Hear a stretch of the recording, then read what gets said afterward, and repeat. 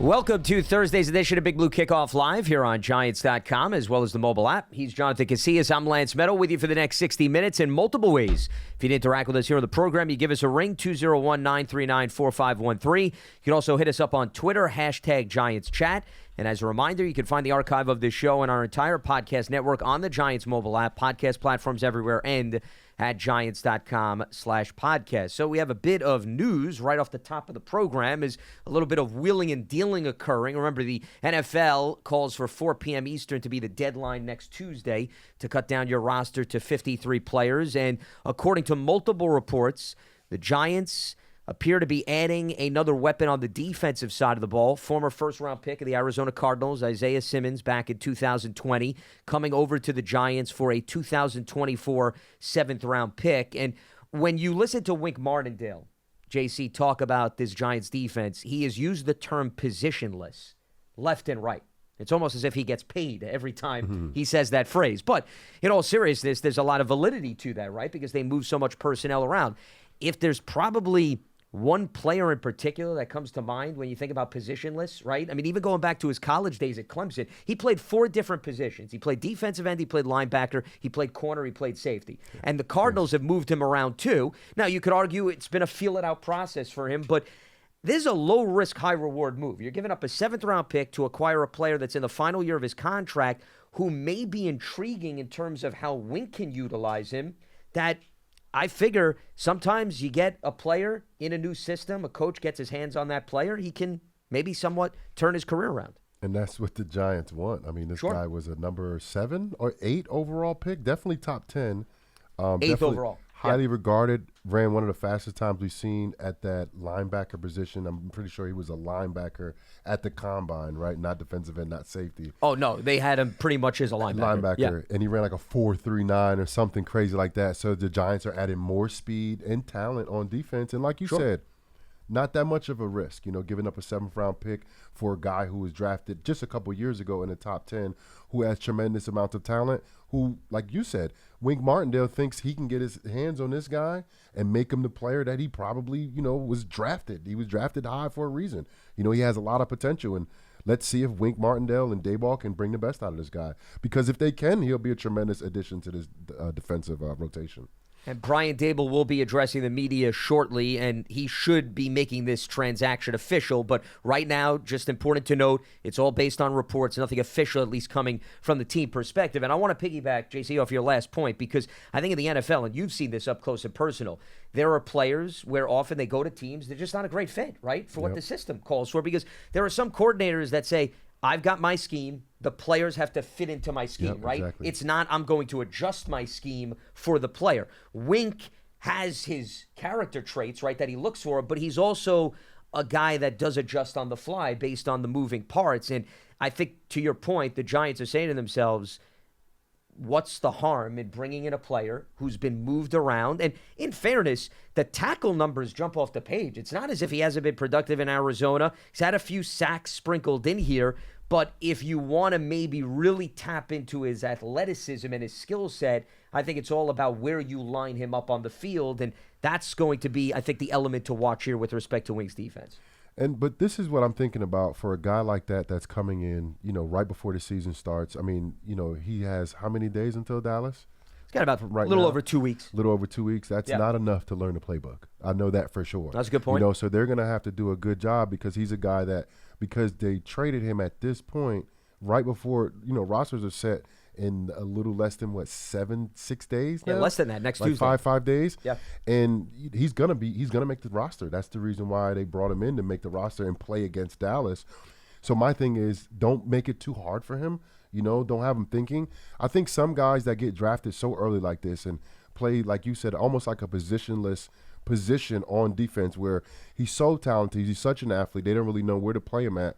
Sometimes the thinking game kind of gets in their way a little bit, So I think Wink Martindale, because I think so highly of Wink, like we all do, I think he's going to find a spot for him, and hopefully they can reduce the amount that he is thinking so he can play fast, because the guy can run. He's an athlete. He can cover, he can run, But my thing is when a guy gets moved and it's right before the season, I got traded. It was hard to catch on because it's hard. It's just difficult, But And you went to a Bill Belichick I wouldn't defense, call too. myself a guy that wasn't capable, mentally wise, Of course, yes. And let's hope he's a capable guy that's, mentally strong when it comes to learning defenses and catching on, because he's not going to have that much time to prepare himself and actually learn and be a good contribution to the defense, because that's why he's coming here. He's coming here to add depth, probably be one of the pass rushers. That's what Paul is saying. I talked to Paul earlier. The Tino is very excited about it, and Well, that's the understatement of the year. Yeah, very much so. I mean, Yes. he almost kept me from doing the show today just because he was so excited. Because he almost tackled you in the hallway. Yes. But for me, it's like, okay, where do we play him at? And like you said, it's such a positionless defense. They might have special packages just for him. Maybe him adding on to blitzes. Maybe him doing spy, because he's actually Sure. Yeah, a mobile quarterback. Yeah, he's actually such a tremendous talent. He could run with pretty much any quarterback in the NFL, even the Lamar Jackson, right? So you expect a guy like that early on, maybe not having a great big role where he's playing 70, 80% of the snaps, maybe like 20, 30, 40%, where he's doing like specialized things like spying and possibly being a pass rusher on blitzing plays. And he went up against Kyler Murray every single day in practice. So I think he understands what it means to chase a mobile quarterback around. I think you bring up a good point with respect to maybe this is the type of player, given the timing in which he was acquired, that they truly reap the rewards by the midway point of the season when he's that much more comfortable, or at that point where he has more of a defined role and he's not feeling things out with respect to what the Giants are asking him to do. But he could be a jack-of-all-trades type of player still within this Giants defense. As you mentioned, he could be a guy that they bring up close to the line of scrimmage as an extra pass rusher, depending on down and distance. He could be a guy, once again, roaming the middle of the field because of his speed. Because remember, if Wink is going to go with, JC, multiple defensive backs, and you put the fifth defensive back on the field, you're only going to have one or two linebackers on the field. And maybe because of Isaiah Simmons' versatility, that warrants him staying on the field in the middle of the defense. That's the other thing, because we're going to get into what this means for the linebacker position overall. But I think if you ask Wink, if you're going to bring a linebacker into this defense, you don't want to question whether or not you're going to keep him on the field for 2 downs or 3 downs. I think Simmons has the skill set. You keep him on the field for 3 downs, because you are talking about, once again, a player that has experience on the back end of the defense as well as can play closer to the line of scrimmage. Now, to your point, that doesn't mean you need to overwhelm him right out of the gates, but I think you at least feel comfortable if in certain situations that the opponent presents. So, for example, if it's a 3rd and 10, and you say, okay, Simmons can go back and cover a little bit under those circumstances. If the quarterback's going to take a pass deep down the field, great, we'll leave him on the field. If it's a passing situation also where it calls for the blitz, well, you can leave him on the field too, because you're going to give him the green light to help out guys like Azeez Ojulari and Kayvon Thibodeau. So I like the versatility from that standpoint, whether it's stopping the run or trying to stop a deep pass. You can justify leaving a player like that on the field. Yeah, and as you were talking, I'm sitting there thinking risk versus reward, like we talked about earlier. But it's like, man, the Giants been drafting so well. I mean, it might be risky to give away a 7th-round pick. Jordan Riley was a 7th-round pick, Sure, wasn't he was. Yeah, absolutely. So I don't know. Yeah. I don't know. I just thought about when you were talking, and I'm like, we did say risk versus reward, and it's like, yeah, you got a top 10 draft pick, but, man, the Giants been drafting so well. It's like that 7th-round pick might have been adequate for this guy. You know what I mean? I'm just throwing it out there, because the Giants have been drafting so well, and they develop younger players very well too. Now, this guy, when he comes in, he is a top 10 pick. My thing is, if he doesn't play a lot of defense, if maybe they don't find a spot for him, is he going to be willing to play special teams? A top 10 draft pick, I don't know if they're going to be so willing to be like, okay, I'm okay with not being the top 11 guys or top 12 or 13 rotational pieces on defense, and I'm playing special teams. That's a tough pill to swallow, especially because he's in his, 4th year now? 4th year. This is the final year because they did not pick up the 5th-year option. Right, so he's up basically for a contract this year. And I don't know how happy he's going to be about if he can't find a role on the defense about playing special teams. That's my only thing. It's interesting you brought that up. It reminds me of yesterday, all 3 coordinators spoke to the media. And Brian Dable and Thomas McGahee were specifically asked the question about when you have a veteran on the team, and they didn't specify where that veteran is in their career. But let's say it's Simmons. You're 4 or 5 years into your career. at this stage, if you haven't played special teams much, can you throw a player into that situation and expect them to take that on with the passion, the energy, and the enthusiasm that I think you were hitting on and alluding to that you need out of that player? And McGahee said flat out, highly unlikely. Yeah. You're going to all of a sudden turn to a seasoned veteran and throw them into special teams. And now, once top 10 pick, too. Correct. 100. Who's always used to, even going back to his Clemson days. He ain't running down on kickoff. He's sitting there waiting for the guys to run down on kickoff. 100%. He's not going on a punt. Not when you're using him on 4 to 5 different positions on defense. Yeah, so that's my thing, though. What you're saying and the points that I'm making is like, yes, I think you're adding talent to this team. You're adding talent to this roster. But with younger guys that, all the draft picks this year for the Giants, right? If those guys don't play on defense, they're going to play on special teams. They have to. They have to play. But I don't know if he fits that category. And I'm not talking about for the team's sake. I'm talking about for him, like him personally. Like, is he going to be a guy, top 10 draft pick just several years ago, a few years ago. I want to use the right verbiage there. And can you turn around and run down on kickoff? And knowing that if you do stay in this league, you're not going to get paid as a defensive player. You're going to get paid as a special teamer. And that is huge money we're talking about, a huge difference. So, I don't know. I'm kind of playing devil's advocate here, well, I guess. Of course. Well, listen, it's all a fair conversation. Sure. But I think it definitely adds value there. And I do have the confidence in Wink that he can find a spot for him on this defense and have him be a rotational guy and have some success. And I think that's the mindset. I don't think they're making this deal because of his potential on special teams. I think the feeling is 8th overall pick in 2020. He's not an old man. He's not that far removed from the draft.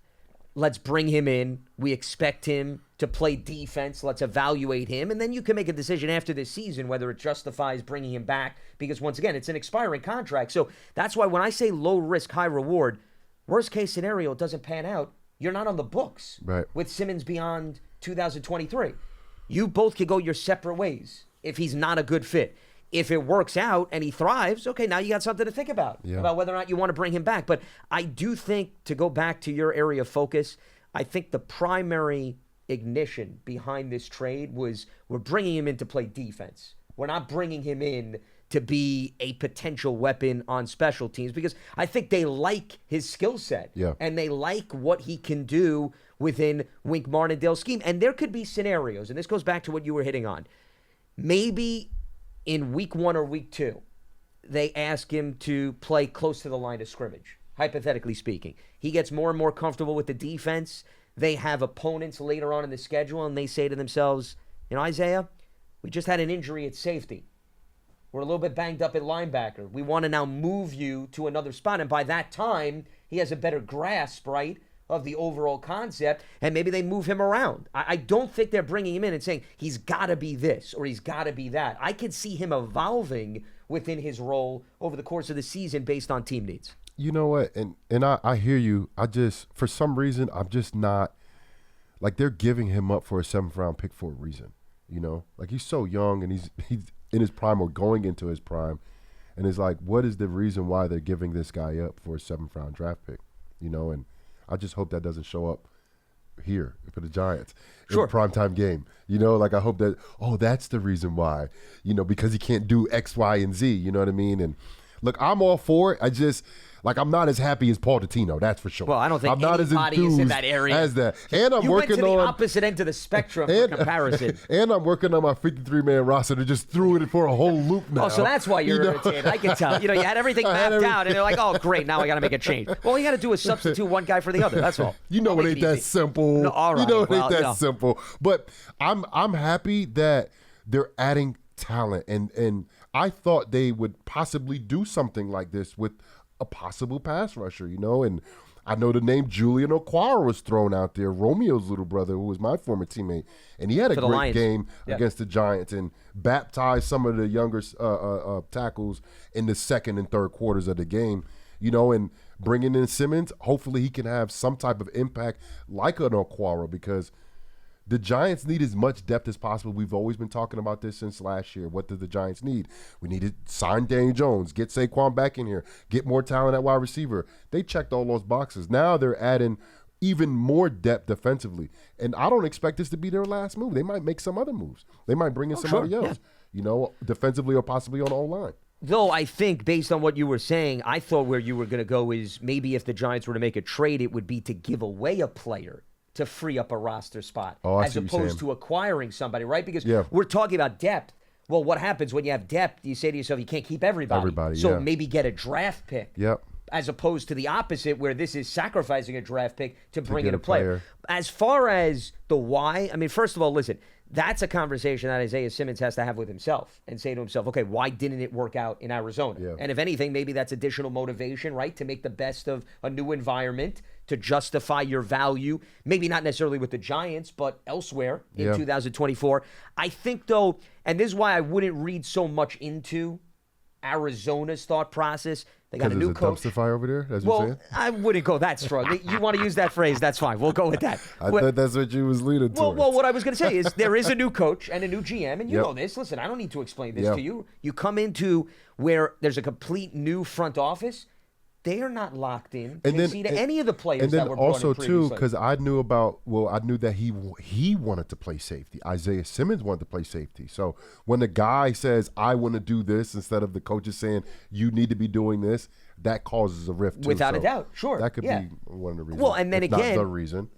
A new front office, once again, a new coach. They understand the player's not content. Yep. They also understand he's in an expiring contract, which means if you're not bringing back a player, doesn't it make sense to try to get something in return for that player as opposed to just let him walk for nothing? So the more and more you put all the pieces of the puzzle together, I understand. It's like it makes more sense. It's understandable, why Arizona would do this. And if a lot of people are saying, well, we're talking about a former top 10 pick, all you could do is get a 7th-round pick. Once again, I think that says a lot about where he is value-wise within the rest of the league's eyes. And therefore, the Cardinals are saying to themselves, better to get something instead of getting nothing from this guy that we could possibly have. So I think you got to look at the movable parts and pieces with respect to Arizona more so than worried about, he's coming in and there were so many question marks. I mean, he's got now a new opportunity. Yeah. And this is a positive for him because if he does want to play a specific position and the Giants coaching staff sees him in that spot, I would say that's a good turning point for a guy like Isaiah Simmons from that standpoint. I just hope that when he comes in ready to go, because it's like I said before, I've got traded and had to learn a new defense like literally days before I had to play. Yeah, but that was mid through the season, easy. right? Yeah, but it's not easy. No, sure. I just wanted to specify the difference. Yeah, it was mid-season. He has a week and some change to prepare for Dallas because he's going to play against Dallas. Like, they're bringing him in here because they want him to play on September 10th against the Dallas Cowboys. So I just hope that he can mentally handle whatever they give him, and then he can actually be an impact because the Giants need as much depth as possible, I think, especially at that pass rushing position. I think safeties, they're doing really well with their safeties that they have here. I think the top 4 safeties for the New York Giants are all quality safeties. Xavier McKinney could possibly be a Pro Bowl type of guy. And then Pinnock, Dane Belton, those are guys are showing that they can get their hands on the ball. And they can take the ball out of the the offense's hands. And that's something that we needed last year big time. We had 6 turnovers last year, 6 interceptions. 6 interceptions, yeah. And tied for the league low. I like the way the rooms was looking, and it's like, okay, we adding an extra piece, and I'm just like, I hope this piece is actually a valuable commodity, and not just a guy that isn't worth a 7th-round pick, because the Giants have been hitting on their draft picks, So look, you were talking about earlier, the Giants are possibly. I was thinking that the Giants possibly give away a player. Honestly, I don't see that as a bad move for them because the Giants, they just been drafting so well, man. Like the last 2 years. This year, you got how many draft picks playing right now? You got 1st-round draft pick starting corner, 2nd-round draft pick starting center, 3rd-round draft pick, probably one of the best deep threats in the NFL, right? No 4th round. Gray's starting returner right now. You got a 6th-round pick starting corner. 7th-round pick Jordan Riley's one of the most productive defensive linemen all preseason. Yeah. The Giants been knocking out the park. So it's like, well, you said that earlier. I'm like, a guy like Jamison Crowder, who's probably on the fringe of making this roster, but you can't tell me Jamison Crowder is not a quality NFL player. Oh, absolutely. And he adds so much value, not only as that 3rd receiver, but also on special teams because he's a great returner. So, like, when you were saying that, I was thinking names start popping to my head, and Crowder was the first name because it was like, the Giants been doing so well in the draft. I don't think they should be giving away no more draft picks, man. Well, and that's why they may be able to get a pick back if they pull off another trade, Right, but another going trade. the opposite direction, where you give up a Flip it, player for a pick. for a draft pick. Yep. And in fairness, listen, I'm with you, JC, in terms of the I'm just thinking, track record. I'm just thinking. No, of course. You know? But we were actually talking about this on the previous show. Jordan Riley really is the first 7th-round pick in quite some time that we're talking about, who has been making noise in the preseason. There's been other 7th-rounders that have emerged maybe as the year went on, but the track record of finding a 7th-rounder coming in, first 2 preseason games, you're already talking about him being a key piece of the rotation, very rare. Yeah. I think you got to do that multiple years before you maybe lose sleep over giving up a 7th-round pick for a top 10 talent. Look, Joe Shane is batting 1,000 right now. Well, bro. correct. And he has done very well. There's no doubt about it, but still a very small sample size, I guess is my point. And for, once again, a 7th-round pick to be given up to take a flyer on a guy that was the 8th overall pick, I would say I would probably do that in a heartbeat and twice on Sunday under those circumstances. One other thing I want to touch on before we open up the phone lines, you were talking about the safety position. I agree with you. I think you got a nice group, Bobby McCain, Nick McLeod, 2 other guys I would throw out. So this probably impacts the front 7 more so than the back. In terms of another player saying to themselves, oh boy, they just brought in Isaiah Simmons. What should I be concerned about? So I'm thinking linebackers right now. If Simmons right now, you put him in the mix with the Bobby Okerekes, the Darian Beavers, the Micah McFaddens, the Cam Browns, the Carter Coughlins, they got to be saying to themselves, we got more company in this room. And then, I've talked a lot about needing that third pass rusher. Yep. Could Simmons emerge? I mean, he's had seasons where he's had 4 to 5 sacks. And in Wink's defense, nobody's got in double digits. It's 4 here, 3 there, 2 over here. He fits that bill. So that's an intriguing position for him. Can he emerge as that third option, assuming, of course, Kayvon Thibodeau and Azeez Ojulari hold up this season? Here's another guy that you don't know where he's coming. He may line up in the middle. He may line up off the edge. He may line up on the back, but they may give him the green light at any point. He's a guy that could walk away with 4 to 5 sacks. That's not asking for much. And then when like I said, I saw Paul Dottino in the hallway. Like, he almost kept me from doing the show, bro. I was like, bro, I got to do the show, man. I'm not on with you. Let me go. Well, he was trying to show you what Isaiah Simmons is going to do on defense. So he's using the hallway as a barometer, apparently. And so for me, thinking that the guy maybe not, he's not going to come in and just grasp the whole defense right away. I think Paul I think he's gonna be a pass rusher, but I don't know if it's gonna be from the pass rushing position. Yeah, well, they're not putting him with his hand in the dirt. That's not happening. It might be from all over. I agree. But to slow his thinking process down instead of having him, because when you have coverage, right, and motions happen, your coverage shifts sometimes, right? Not all the time, but it shifts. Sure. Usually when you have a blitz on and motion happens, nothing changes. You stay with the blitz, right? That kind of, slows down that thinking process for me. It slows down the information. So I expect them, like you said, if they're going to have him on to lower the thinking and to lower, because he might be playing multiple positions, to lower all of that, send him on blitzes all the time. And if he can be a quality pass rusher underneath this pressure Wink Martindale's defense, that'd be some scary stuff for the Giants, for sure. Because I don't know what number he's wearing, but he's not going to be wearing like a 90 number. He's probably going to be like a single-digit number. Oh, yeah. Well, they loosened the rules now. I mean, you could wear whatever you want. Right. Whatever your heart desires. If there's a lapse in judgment of an O-tackle or a lineman and they look at him like a defensive back, sometimes they don't account for defensive backs in the passing scheme. And that could be like I always tell like these DBs, right? And I saw Owens doing it, the 6th-round pick, right? Javarius Owens. Yeah. Javarius Owens.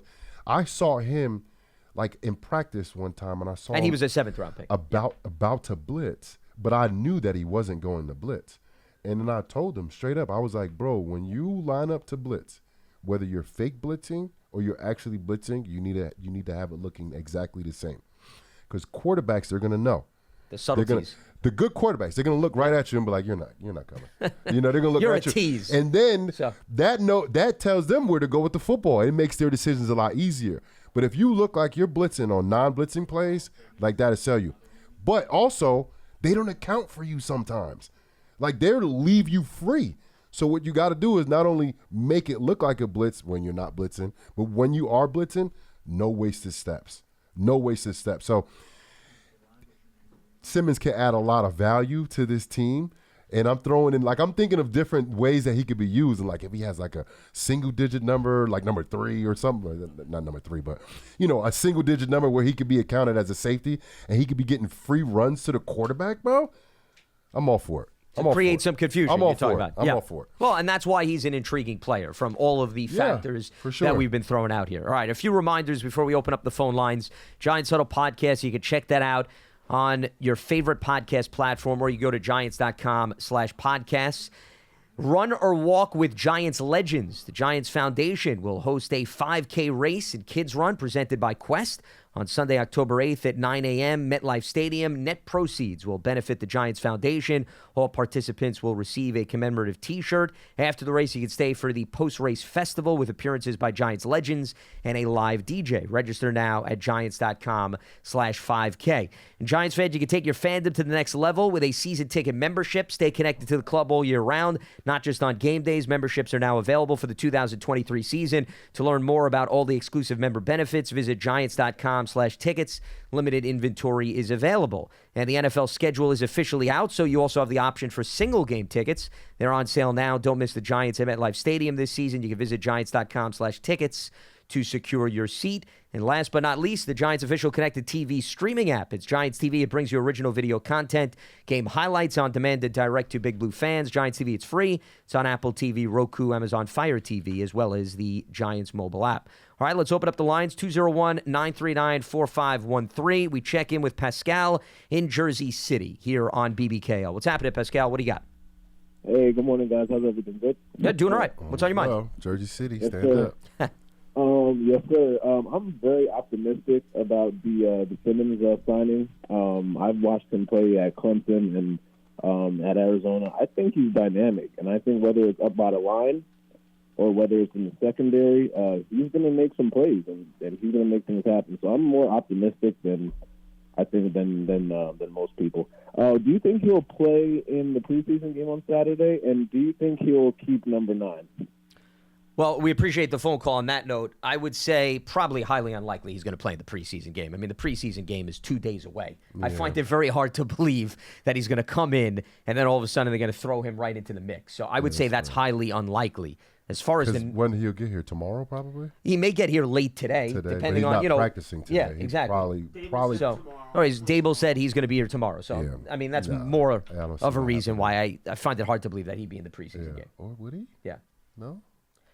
I mean, listen, you've been in situations where you've arrived. But I don't. No, I know you haven't been traded prior to the season. 2 days is crazy. But 2 days is crazy. Yeah, 2 days. Like I got on Wednesday and I played on Sunday. That's correct. That's enough time. Well, I mean, he's barely going to have any meetings. Forget practices. Right. He's not going to know anyone. Yeah, I mean, what are you going to do? You're going to say throw him out there and run? I just look at Bobby. Okay, yo, number 58. What do you? I don't see how that's beneficial for the player. So I'm going to lean towards. I think it's highly unlikely he plays. Too. I agree with you. Yeah, as far as the number, I mean, once again, the rules are loose. So whatever number he wants to wear, I mean, is 9 open? Well, that I was going to say that was the one thing. What's the punter's number? Beasley's 9? Yeah, Beasley's 9. So right now he couldn't wear 9. Get 9, yeah. So he'd have to choose a different number, but he could choose whatever he wants. And Campbell There's no limitation. has 0. Campbell has 0. For some reason, I would see him in the 0. You know, like just that because 0 is a dope number. First of all, you couldn't wear 0 forever. But isn't that Paris? Yeah, that's what I said. That's what he was saying. I said Campbell. Paris. I think Gano is 9 as well. Am I wrong about that? Graham Gano is 9. That is correct. Yep. Oh, so somebody has to change their number, and it's not Gano. Gano's not changed his number, so Beasley had to change his number. Yeah. Right. There you go, right here. Well, that's why, remember, they don't finalize the numbers until the 53-man roster is set. They're not going to sacrifice the number. Number 1 is available. No, retired. Oh, thank you. Let's number put it this 10 way. Is available. I know about that one. Okay, I know about that one.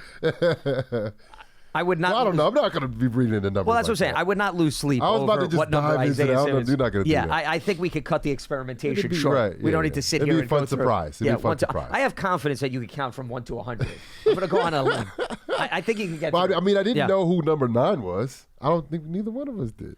Well, because once again, there's multiple players. Oh, that's why you knew that? Well, I wait. Yeah, but that's allowed, though, in the preseason. No, I know so, that. You know that. But So, you didn't know it was 2 number 9s until Pearson just told us. Well, I wasn't necessarily walking around with cards memorizing Graham Gano and Cole Beasley left and right. So my sincere apologies. But no, once again, 53-man roster gets finalized. Then guys have the ability to change numbers and so forth. That happens all the time around this time of the year. I'm going to tell you something. So I had number 62 in training camp in New Orleans. Okay. And it was a terrible number, but all the 50 numbers were taken. Bad voodoo? Is that it was bad juju? It was a terrible number. I was 220 pounds playing linebacker when number 62 was bad.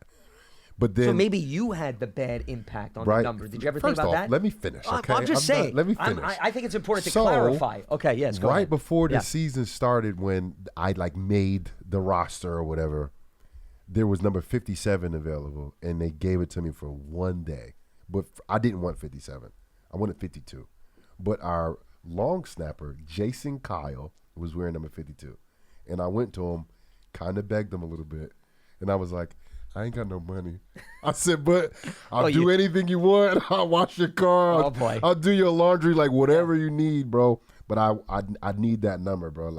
Can I get the number? And he just gave it to me. Really? I had to pay him. He didn't I had to ask do for anything, no chores. Or nothing. Wow. Yeah. It's a very nice teammate. So there's a couple times where in my career I didn't wear 52. One time was here in New York, my first year. Beeson was wearing 52. Okay. And I would not ask Beeson to change his number because I watched Beeson but when I was younger in the career, NFL. Though, you know, I would have thought. But then after he left, I asked him, "Can I get the number?" Because J.T. Thomas wanted the number. I went straight to Beeson and said, "You give me the number, please. Right? You can give it to me. You can hook me up with the number." Yeah. And ended up getting 52. But I had to pay. I did have to pay one time when I was in New England. Akeem Ayers got there the week before I did. He wore 52 for 1 week in New England. Sacked Peyton Manning.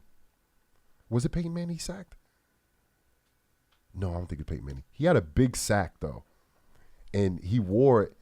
And I went to him. I was like, "Hey, man, I see you never wore 52 in your career." I'm doing my research on him. Oh, man, you really buttering him my up. research on him. I see you never wore 52.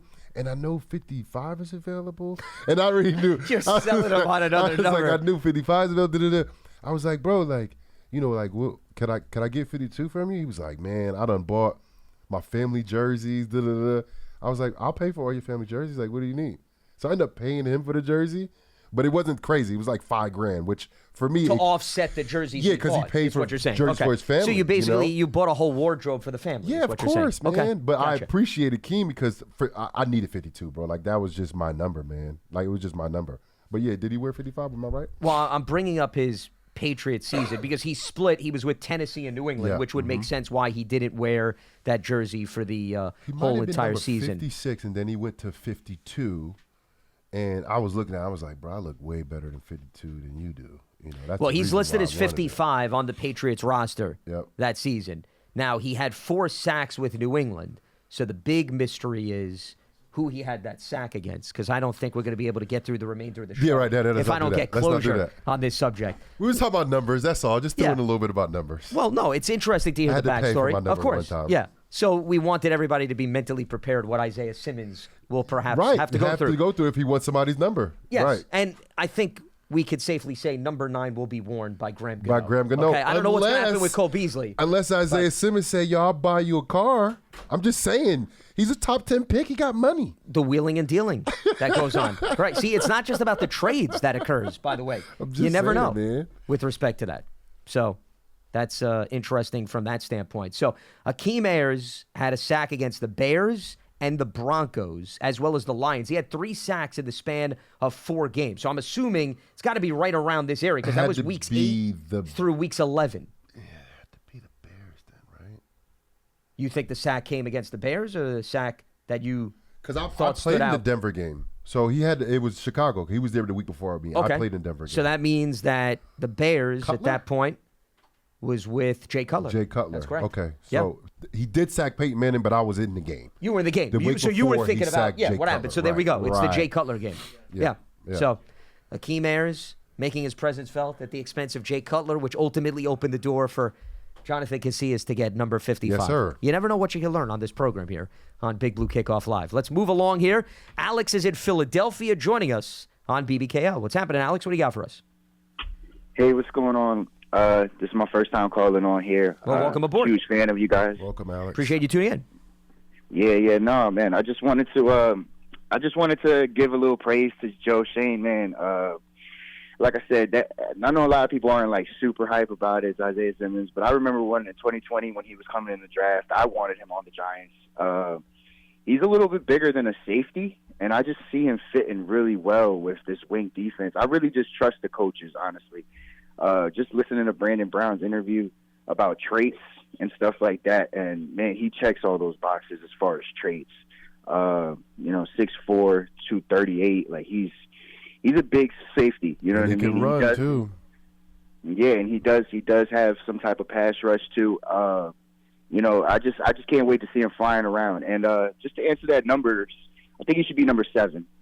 I don't know if number 7 is taken, but I think he should be number 7. Any reason? Cool. It seems like you have your mind set on number 7. No. Is there some rationale behind that? I agree. I agree with JC on he should be a single digit, and it's just kind of hard to, you know what I mean? We got a lot of good single digits on the team, and I'm trying to just think of one that's available, you know. So, I mean, 7 I'm pretty sure is available. It looked pretty cool on him, especially seeing a big guy like that running around the field with a single digit number. It'll look pretty cool. I can't wait to see him on the field. I can't wait to see him on week 1 against Dallas. I'm excited, man, and like I said before, I'm a huge fan of the show. I listen to you guys every day.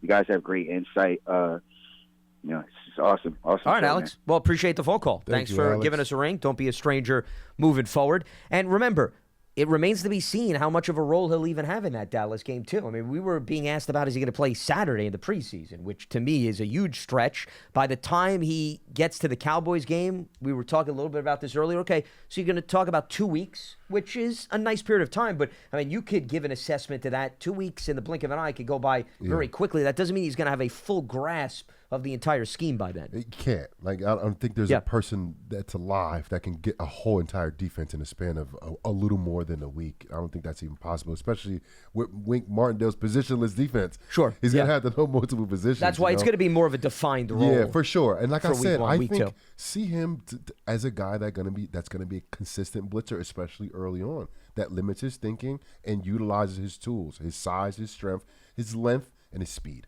And the length is big because if you're going to bring a guy near the line of scrimmage, you want to be able to see that even if he gets slowed down or stopped, he can still jump up, right, bat the ball down at the line of scrimmage, get his hands on the quarterback, things like that. Ralph is in Florida joining us here on BBKO. What's happening, Ralph? What do you got for us? Hey, Lance, what's going on? Bordy, Jonathan, what's going on, baby? What's up, Papa? How you doing? Listen, another toy for Wink to play with? Are we serious? Is Josie not? Is he playing chess and everybody's playing checkers? Because my God, another toy for Wink, another tall linebacker with speed. Like now, it's like pick your poison on who's guarding who. Like who's coming on the blitz? You don't know if Carricane's coming. You don't know if Simmons is coming. I mean, it's just so many things to do with this guy. And again, me personally, I think Arizona gave up to him too early. And you know what? It's a blessing in disguise for the Giants, man. I just feel I'm super excited. I know the Dallas game is going to be a stretch. But best believe he's going to be on the field for Arizona. Best believe he's going to be on the field for Arizona. Well, I'm sure he's going to want to be on the field, correct, for Arizona. So, I mean, the good news for him is you got a little bit more time beyond the Dallas game. So by then, we're talking 3 weeks, a little bit more comfort, and so forth. I don't think, though, Ralph, Arizona gave up on him. I mean, the bottom line is he was there for 4 years. Yeah. So, we're talking about a lengthy period of time. I think what hurt him was he had a lot of changes, right? Yeah. And you know this. That's it. You That's get what I was saying, new man. coordinators, new GMs, new coaches, all bets are off. And he's the latest product of that happening in the NFL. Yep. It's a lot, too, especially when a new regime comes in there and you're not their guy. They didn't draft you. They have no, nothing, no commitment. Well, they have no alliance to you. Yeah, they have no commitment to you whatsoever. And, like you said, they actually got something for him instead of getting nothing for him after he doesn't play or fails to meet their expectations this year. Yeah, I think it's just a savvy move by Joe because I'm pretty sure he was going to get cut. So, just giving up a 7-rounder for him and taking a flyer, right? Because it's basically a flyer, right? So, sure. We don't have to sign him, right? And, Jonathan, question for you. As a linebacker, right, with his size and his speed, right, I know his problem was that he couldn't get off blocks from the linemen and stuff like that. Where do you see him best fit as far as the Giants, and where can you use his traits and his physical ability to maximize the defense? And I'll take the answer off the head, guys. All right, Have a great weekend. Yep, appreciate the phone call. Thank you, brother. Good question. Like I said earlier when I was talking to Lance, I think you just minimize his thinking early because it's a lot, and he's only going to have a certain amount of time to be in the building and prepare himself for the first week. And then there's only a certain amount of time where he go home and look at the plays and actually know all of them. And if they have him playing multiple positions, I think that's going to put a lot of stress on him. I think you minimize his thinking and just have him a part of special packages where he's blitzing. And that way you can maximize on his potential without him thinking. Thinking slows guys down. And you don't want a guy who's coming over who has almost maximum physical abilities and attributes, and you have him slowing down because he's thinking too much. I think Wink is going to do that. I think he's going to use him in the passing game, in the front seven, maybe not at defensive back at all, and then limit his thinking and send him a lot. And you'll be able to see his size, length, and stuff. Like you said, if he's rushing a passer, he's a guy that if he's playing linebacker, he's a lot taller than the linebackers here or the middle linebackers, right? Yeah. And he can jump up and bat balls down. But he's a physical specimen. And when you have physical specimens, you don't want them thinking a lot unless they're thinkers. Like Bobby Okereke, he's a thinker. He played middle linebacker, called defenses, right? This guy, he coming in, he's definitely a physical talent, and I just hope they don't put too much on him where he doesn't play as fast as his timing. This guy is a 4.3, sub 4.4 guy playing in the front seven. That speed will show up if he's not thinking as much and he's playing fast. Just to give you an idea, in terms of the internal inside linebackers, Beavers is 6'4", Cam Brown's 6'5", Carter Coughlin's 6'3". Dang. McFadden is 6'2", Dang tall. and Deontay Johnson is 6'2". So there's a little bit of size Yeah. already on the roster. I didn't realize but, Cam Brown was that tall.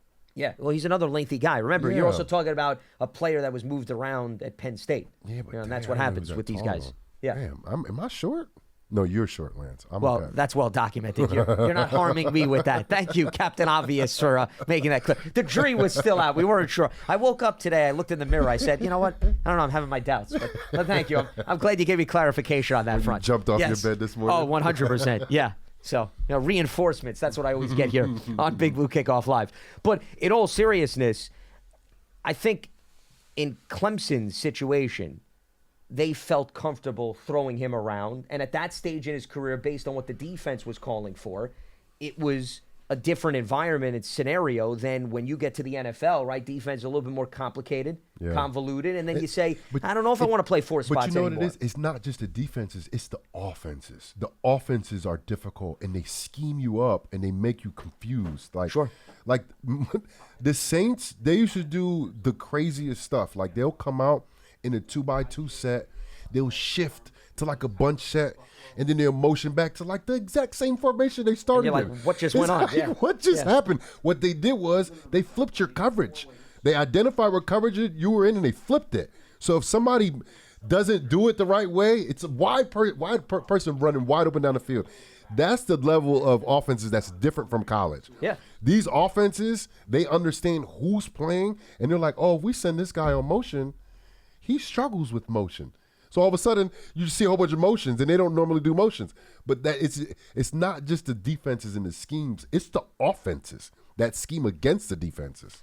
The subtleties of the changes that they make at the line of scrimmage. And once again, we're just speculating. I'm not saying that he went to the Arizona coaches and said, hey, I'm overwhelmed. I can't do this. No. I want to play one position. But let's not be naive. There's a distinct difference in terms of, to my point, what he was seeing when he was in a Clemson uniform versus Then what he's he gonna was see seeing here. in He's the gonna Cardinal see system and now here. Yeah. A little bit more. And I think Wink's aware of that. I mean, this is not his first rodeo. But that's what I'm saying. I think we all on the same page about this. I think we all understand that Joe Shane, Dayball, Kafka, and Wink Martindale, they know what they're doing. Yep. Right? And yes, they can make a mistake here and there, of course. But I think when you get a guy like Isaiah Simmons and you bring him in right now, it's like the best thing for him to do is play fast because he is fast. He's a fast physical specimen.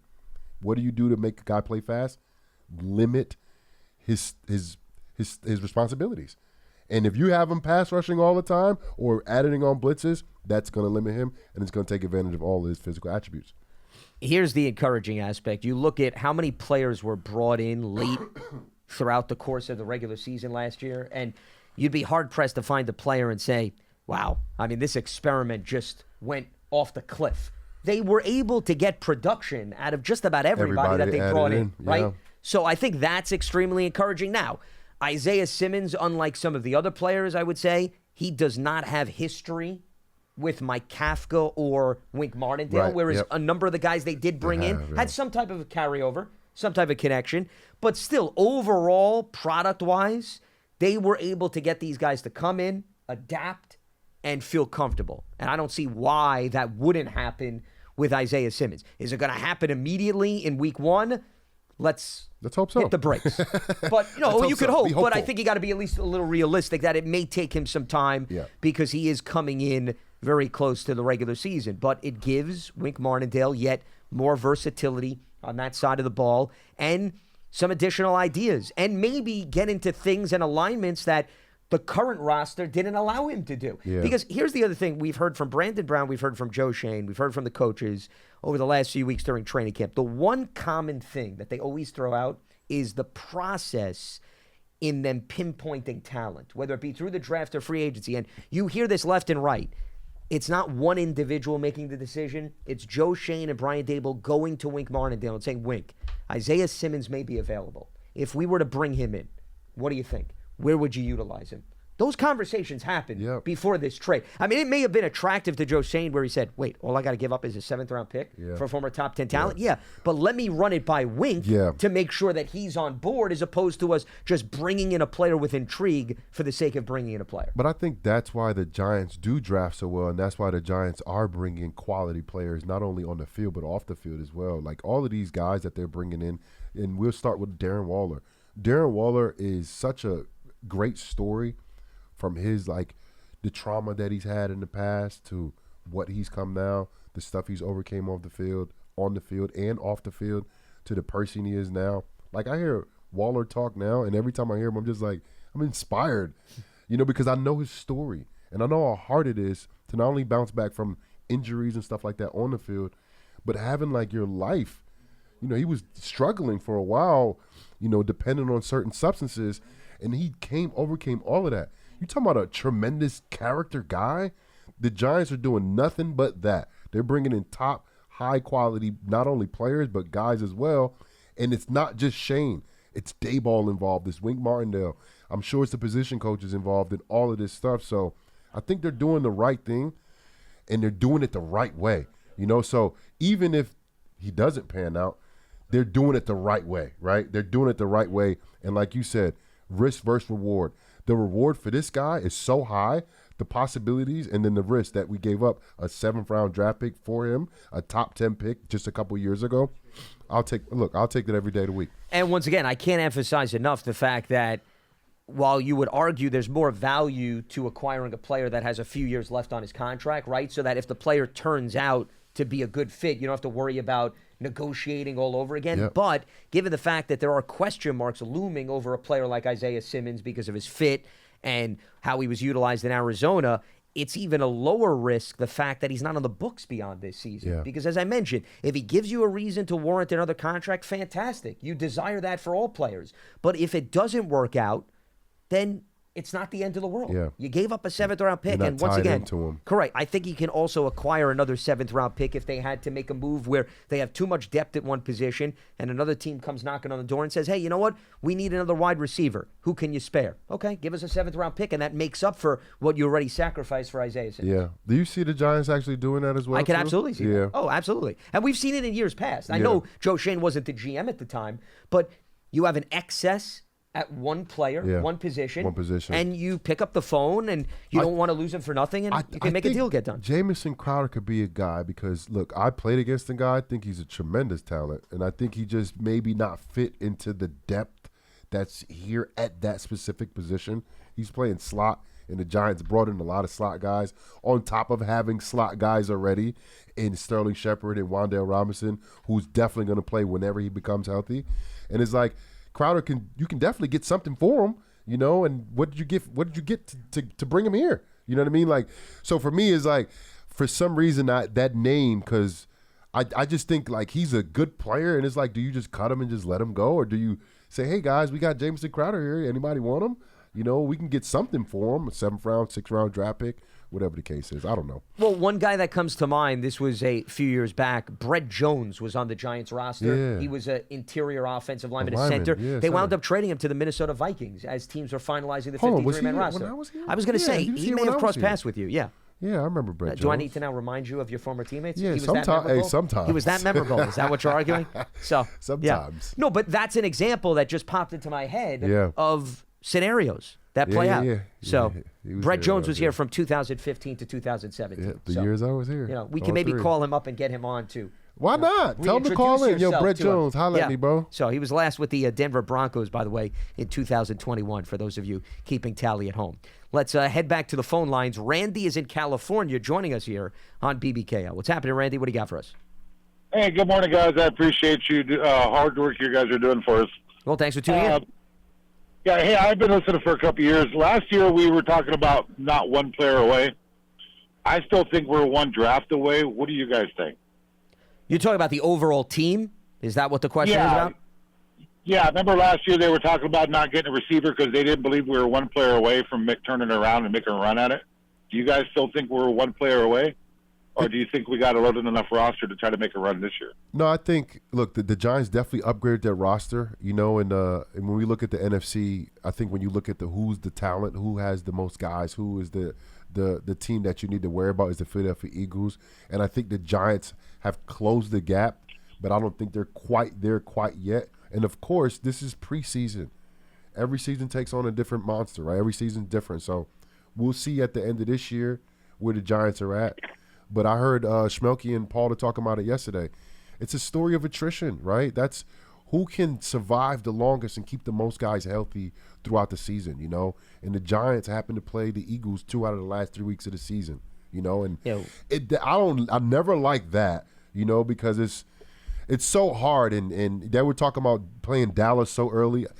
Schmelke actually liked that, playing Dallas so early, even though I loved playing Dallas week 1 in Dallas. You know, for me, I loved it. I love being on primetime.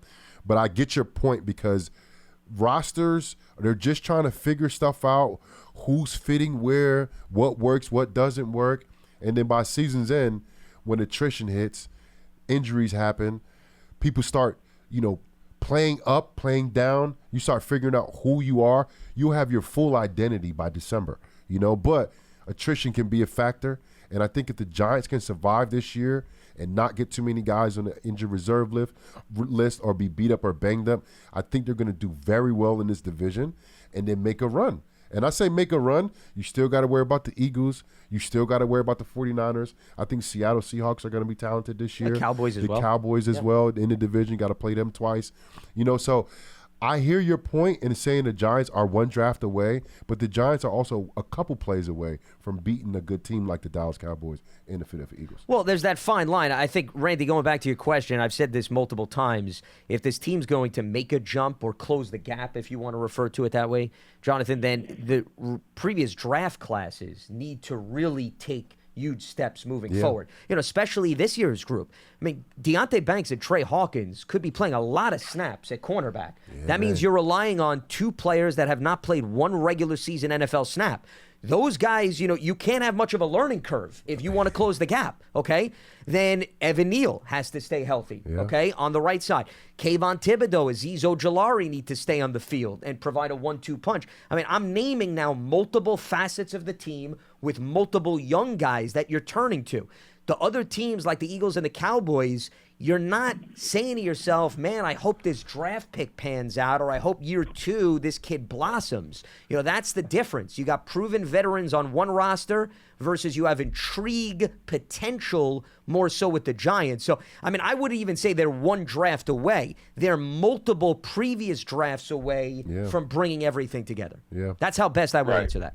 Yeah. And last year we lost a lot of our players, the rookies and everything, so we didn't really get to see what they're like. So this year is almost like their rookie year all over again. But that's the point I was making is like... And appreciate the phone call, Randy. The Giants have drafted well. I've been saying that all day. This regime has drafted very well. And the draft picks from previous regimes are very talented. Dexter Lawrence, Saquon Barkley, Daniel Jones. Like, those are the main players, and they've stayed around. That's what happens when you're a good player in the NFL. You stay around. You get paid. You get money. You get checks. You have performances. The Giants have drafted well the last couple of years, and I think because they are hitting on these draft picks, they're just closing that gap closer and closer and closer. And the Giants don't have to have a better record to go to Philly and beat Philly. That doesn't have to happen. They can go down there and the ball can bounce their way a couple times. Jalen Hurts throw a couple interceptions. All of a sudden, the Giants win in Philly. Stuff like that can happen, man. And when you have a talented team, a talented roster, a defense that takes the ball away and limits the score, an offense that can score and is good in the red zone, these are all the things the Giants did last year. And I expect them to improve because they improved their roster, and it's the second year for offense and defense with the same coordinators. And I just hope special teams take that step forward so all around the team is better, not just on offense and defense. Well, there's continuity working in their favor. I think that's the strongest selling point. But once again, continuity is only as strong as those players executing at the level where the defense and the scheme is overall. And as far as the last caller's point, for example, a guy like Darian Beavers, this is his rookie year. I mean, even Wink Martindale said that. Aaron Robinson is another guy. I know he's been in the league for a few years, and Robinson's still on PUP. Been hurt a lot, man. Does he get on the field? Do you see what you're working with respect to that? I mean, Evan Neal was limited last year as a rookie. So, there are several players from last year's group or even 2 years back where the playing time has fluctuated so much that, you're still young and unproven. And you want to see what those guys could do and whether or not they're reliable enough that you could bank on. I go into every year and I know, okay, I'm going to get this player for 15 or 16 games because that's also a huge difference maker. Let's head back to the lines. Aaron is in Charleston joining us here on Big Blue Kickoff Live. What's happening, Aaron? What do you got for us? What's going on, gentlemen? Thanks for taking the call. You got it. I just wanted to see, there's still going to be roster moves made, I'm sure. But do you think it's possible we make another trade? Like, there were rumors about Okwara, who, of course, being a Giants fan, I love any Okwara. They could get their mama and still won't miss Okwara. But I don't know if they'll be able to pull that off, but I understand what you're saying. Yeah. You get my point. But I mean, there are other positions where we could tighten a couple of screws or, plug a couple of holes. And they've done a good job of picking up people like you mentioned previously last year, like Fabian Moreau and these other people who they would just pick up and they would fill in and play it right away and they would play well. So, I mean, do you think we could get help at edge rush? I mean, we're not saying our starters aren't good. I love those guys. I just think we need depth behind them. And we still haven't seen Azeez Ojulari stay healthy. Yeah, so, and that's why Isaiah Simmons hopefully will help in that department too. Yeah. So you think Isaiah is going to be used as an edge, not just off the ball? Yeah, I think they could utilize him a little bit as an edge guy. Absolutely. I mean, there's a reason why he's collected some sacks during the course of his career, and Jonathan and I were talking about that earlier, that you could definitely tap into that. I don't think that's a stretch at all. Right. I knew he had. I remember his combine, and I remember, I'm from South Carolina, so I watched the Tigers play, and I remember that team. But I just wondered on how much they would use him that way, or if they would use him off ball with his speed, and with those big guys up front, just let him run free, maybe. Sure. Well, listen, and Aaron, we'll let you go on that note. Appreciate the phone call. I don't think. And this circles back to where we started the conversation, I would throw out however Arizona and Clemson utilized him. Yeah. I think Wink is going to create his own path for Isaiah Simmons. So I would not read into, I didn't really see Arizona utilize him. Wink's a new guy, okay? A new voice. And I'm sure he's going to get feedback from Isaiah Simmons in terms of what he likes, what he dislikes. But with the way Wink utilizes playmakers and how 1 week the defense looks completely different, right, than the following week, it's going to depend on the opposition. There may be, JC, a week where they want Isaiah Simmons to help more in terms of run support because of the big personnel. And that could change then the following week depending on if they go up against a pass-happy attack. I would not pigeonhole him into one assigned role. No, I don't think so either. I just think, like I said early on, I think they're going to probably limit his thinking and limit the playbook exposure for him. And I'm with you there. And so he can play fast because you want that guy playing fast because he's fast. When you got a fast guy, especially in the front seven, you want him playing fast. And that means sacks and tackle for losses because he's going to get there faster than an offensive lineman. And Look, I'm thinking about this a lot. Like I just learned about it on the way here, right? And then the first person I see when I get in is Paul Dottino, and he's sitting there talking about. So I'm just trying to process it, and I like it. I'm just thinking like, okay, how do they utilize him? And I think the only way, especially early on, to utilize him is just send him after the quarterback, bro. So he's not sitting there figuring out coverages, responsibilities, and all that extra stuff. Just blitz the quarterback, and then that adds that. The Giants have 2 premier pass rushers, right? Young pass rushers. And then it's the question, who's the third pass rusher, right?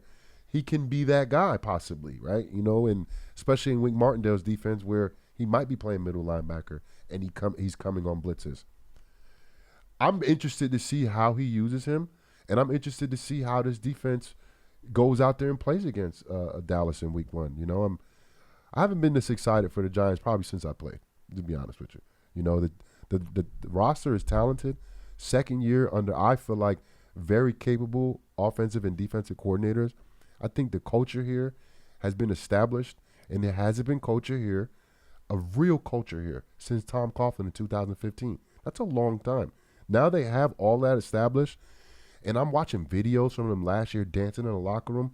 I'm like, man, these guys, they're doing everything they can to put something good on paper so they go out there and execute against a really talented Dallas Cowboys team.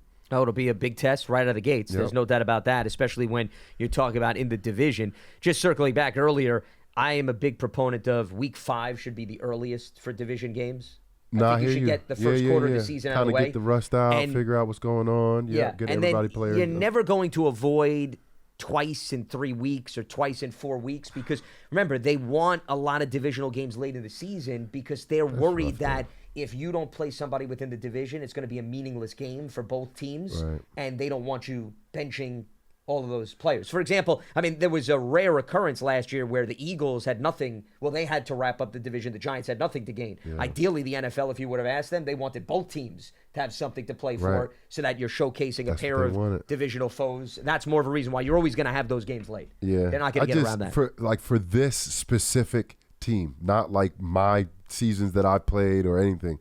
It's just that really we got the Eagles twice in the last 3 weeks. And it happens. And it happened last year too. Sure. Well, that's what I'm saying. Gosh, it's going to be a regular occurrence. Get used to it. Yeah, man. Because the NFL has emphasized divisional play late in the season. You could argue, well, maybe switch it up a little bit, have 2 different teams. Maybe? Yeah. No, and I get you there. But we've seen that happen. It's not the first time. I remember Cleveland, Pittsburgh. That's happened in the AFC North too. It's happened even a little bit earlier in the season. All right. That is going to wrap up Thursday's edition of Big Blue Kickoff Live as we continue our coverage of the acquisition of Isaiah Simmons. Full coverage. You can stay locked to Giants.com for all the latest. And we'll be back up and running again, of course, for Friday's edition of Big Blue Kickoff Live here on Giants.com as well as the mobile app at 11 a.m. Eastern. And today's episode of Big Blue Kickoff Live, it's part of the Giants platforms everywhere as well as Giants.com/podcast. For Jonathan Casillas, I'm Lance Medow. We will speak to you on Friday right here on Big Blue Kickoff Live. Have a good one.